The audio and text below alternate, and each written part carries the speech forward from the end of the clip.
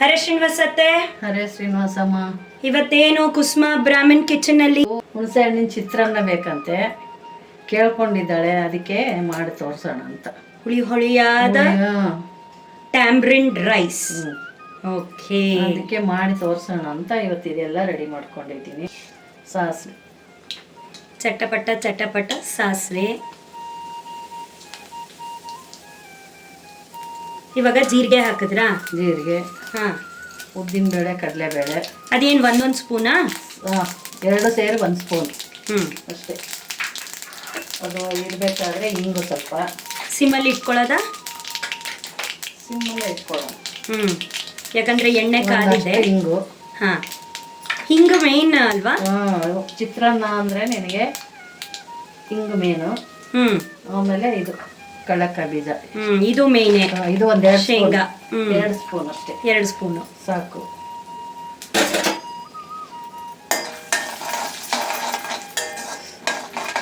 ಇದು ಸ್ವಲ್ಪ ಶೇಂಗಾ ಬೀಜ ಇದಾಗಲಿ, ಕಡಲೆಕಾಯಿ ಬೀಜ.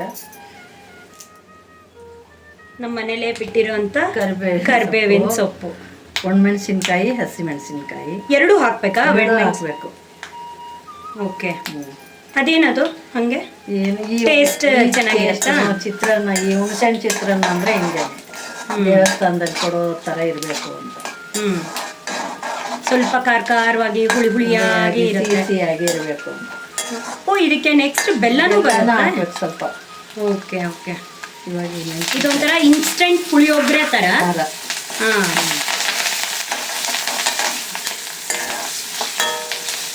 ಎಲ್ಲ ಸಿಮ್ಮಲ್ಲೇ ಮಾಡ್ಕೋಬೇಕು. ಸಿಮ್ಮಲ್ಲೇ ಮಾಡ್ತಿಲ್ಲ ಅಂದ್ರೆ ಹೊತ್ಕೊಂಡು ಹೋಗ್ಬಿಡುತ್ತೆ. ಆಮೇಲೆ ಅನ್ನನೂ ಅಷ್ಟೇ.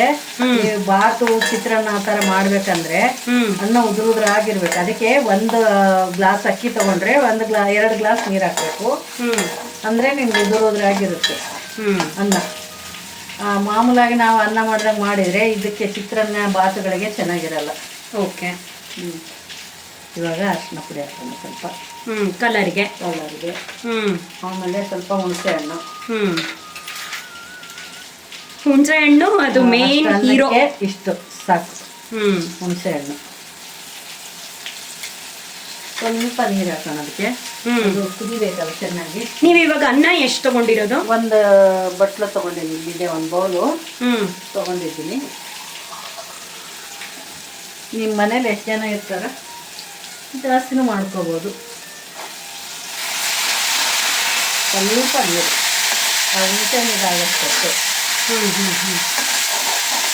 ಇಷ್ಟೇ. ಎಷ್ಟು ಹಾಕಿದ್ರಿ ನೀರು? ಸ್ವಲ್ಪನೇ ಅಂದರೆ ಒಂದು ಕಾಫಿ ಲೋಟಲ್ಲ 1/4 ಲೋಟ ನೀರು ಅಷ್ಟೇ. ಇವಾಗ ಅದಕ್ಕೆ ಹುಳಿಗೆ ಸ್ವಲ್ಪ ಬೆಲ್ಲ. ಎಷ್ಟು? 1 ಸ್ಪೂನ್. 1 ಸ್ಪೂನ್ ಸಾಕು. ಎಷ್ಟು ಸಾಕು? 1 ಸ್ಪೂನ್. ಹಾಂ. ಆಮೇಲೆ ಅದಕ್ಕೆ ಸ್ವಲ್ಪ ಮೆಂತ್ಯ ಪುಡಿ ಬೇಕು. ಓ, ಇದು ಮೇನ್. ಮೆಂತ್ಯ 1/4 ಚಮಚೆ ಮೆಂತ್ಯ ಪುಡಿ, 1/4 ಚಮಚೆ ಸಾಸಿವೆ ಪುಡಿ. ಸಾಸಿವೆ ಪುಡಿ ಇದು. ಓ, ಸಾಸಿವೆನ ಪುಡಿ ಮಾಡ್ಕೊಂಡ್ಬಿಟ್ಟಿರೋದು. Mustard powder. ರುಚಿಗೆ ತಕ್ಕಷ್ಟು ಉಪ್ಪು. ಅಷ್ಟು ಅನ್ನಕ್ಕೆ ಇಷ್ಟು ಉಪ್ಪು ಸಾಕು. ಓಕೆ. ಇದೆಲ್ಲ ಚೆನ್ನಾಗಿ ಕುದಿಬೇಕು ಇದರಲ್ಲಿ.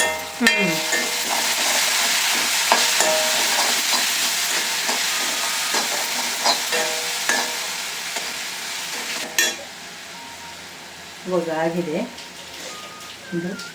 ಆಗಿದೆ ಅಂತ ಹೆಂಗ್ ಗೊತ್ತಾಯ್ತು? ಇದು ಎಲ್ಲ ಗಟ್ಟಿಯಾಗಿ ಕುದ್ದಿದೆ ನೋಡಿ, ಹುಣಸೆ ಹಣ್ಣು ಅದೆಲ್ಲ ಎಣ್ಣೆ ಎಲ್ಲ ತೀರ್ಕೊಂಬಂದಿದೆ. ಹೌದಾ? ಈ ಥರ ಆದರೆ ಆಯ್ತು. ಆಫ್ ಮಾಡಿ ಅನ್ನ ಕಲ್ಸ್ಕೊಳ್ಳೋದು ಅಷ್ಟೇ ಕೆಲಸ. ಹಾಕೊಂಡ್ರಿ? 1 ಬೌಲ್ ಹಾಕ್ಕೊಂಡಿದ್ದೀನಿ. ಆ ಬೌಲೇ 1 ಬೌಲ್ ಅನ್ನ ತಗೊಂಡಿದ್ದೀನಿ. ಇಬ್ಬರಿಗೆ ಆಗುತ್ತೆ ಇವಾಗ. ಓಕೆ. ಅಂದರೆ ಒಂದು ಅರ್ಧ ಪಾವ್ ಅನ್ನನ? ಅರ್ಧ ಪಾವ್ ಅನ್ನ. ಸೊ ಬಿಸಿ ಬಿಸಿಯಾದ ರುಚಿಯಾದ ಟ್ಯಾಮ್ರಿನ್ ರೈಸ್.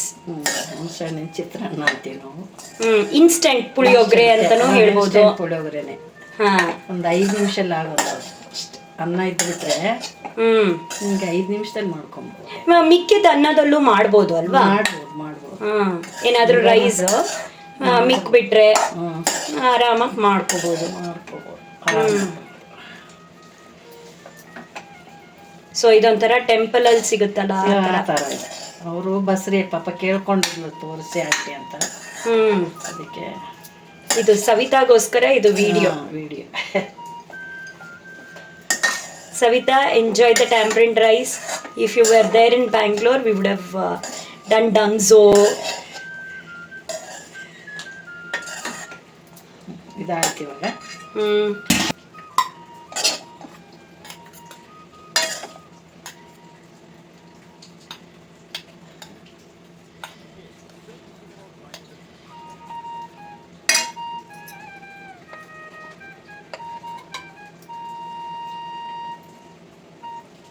ನೀವು ನಂಗೆ ಒಂದು ಸ್ಪೂನ್ ಕೊಡಲೇಬೇಕು. ನಾನು ಇದನ್ನು ಟೇಸ್ಟ್ ಮಾಡಿ ನಾನು